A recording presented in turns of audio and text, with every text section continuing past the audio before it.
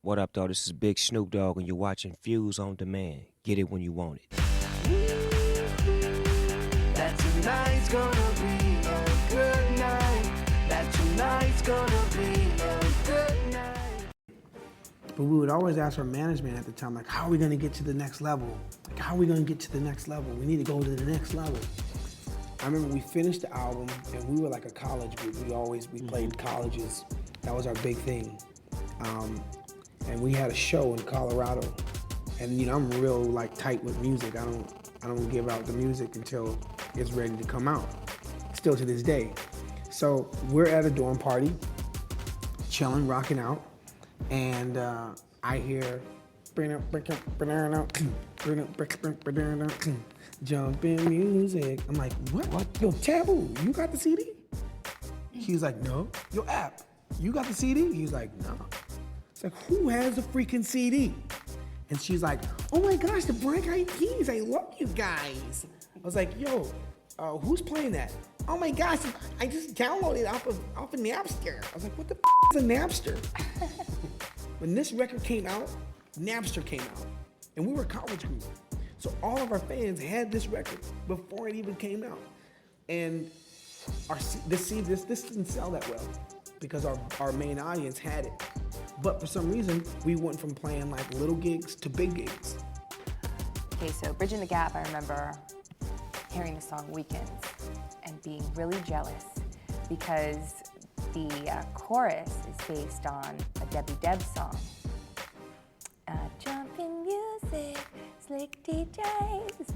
And it was sung by this beautiful voice, this girl named Estero, which I ended up becoming a huge fan of and a great friend of. But I remember thinking, damn, I wanted to remake that song in some way, someday in my head. I have this list of songs that I dream to one day just kind of revamp, and that was one of them, and I was sad. But now it's funny because whenever we do that song, I get to sing that part. So my prayers are answered.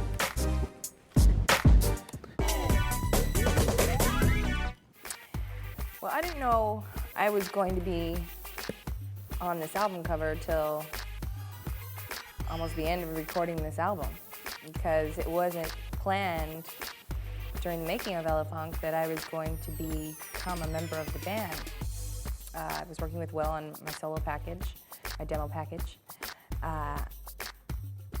and wanted to work with them. My dream of wanting to work with them since 1998 was finally coming true. And so I'd be in the studio waiting for Will, and he was doing songs for Elefunk, and he'd be like, Fergie, can you come here and sing this background on this part? So I ended up kind of being a background staple on the songs. And all of a sudden, we were going on tour, and it was serious. All of a sudden, our schedules got packed. I would see my schedule for months booked, and it hadn't been like that in years. I was living at my mom's on unemployment. I had a beat-up old Mustang that I had since I was 16 that I would drive, that I always had like fast food trash in the front seat because I'd never clean it out.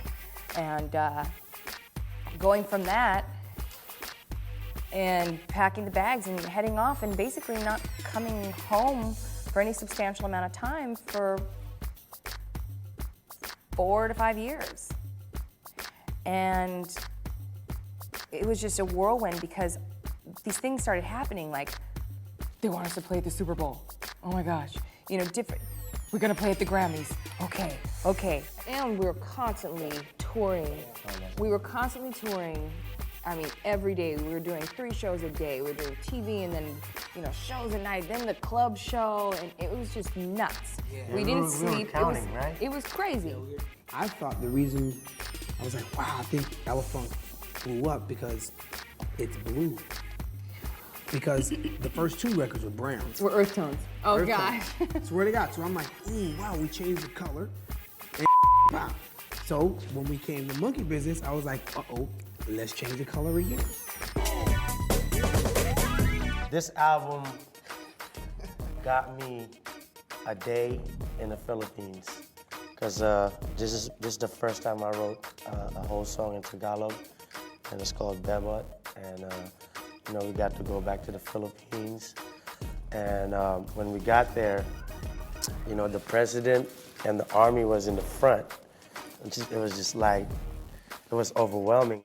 We've been touring and touring and touring. Towards the end of this album, I was really getting burnt out on touring.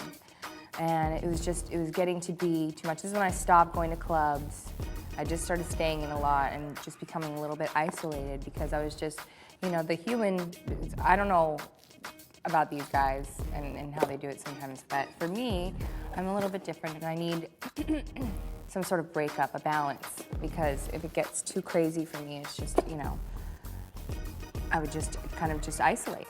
And I remember thinking, okay, we were performing the same songs, you know, doing shows all over the world and everything, and you know, next up was going to be my album. So we started bringing the John Lennon songwriting bus onto the tour, and I remember we talked about this. You were like, just come in for an hour a day. She was like, I'm not recording on tour. I'm not recording on tour. I am burnt out.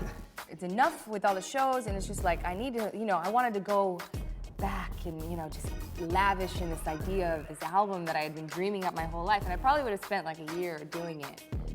But I ended up taking some songs from before being the Black Eyed Peas to being in the middle and to through all these years. So it was like a period of 7 years is the compilation of the Duchess. But we finished it on the road. And then I went into complete craziness because it was preparing for the Duchess and doing press for that and still doing Black Eyed Peas shows. So it was completely insane and nuts, and I don't know how I lived through it all. But I look back at this time and I'm glad that we got through it alive and healthy.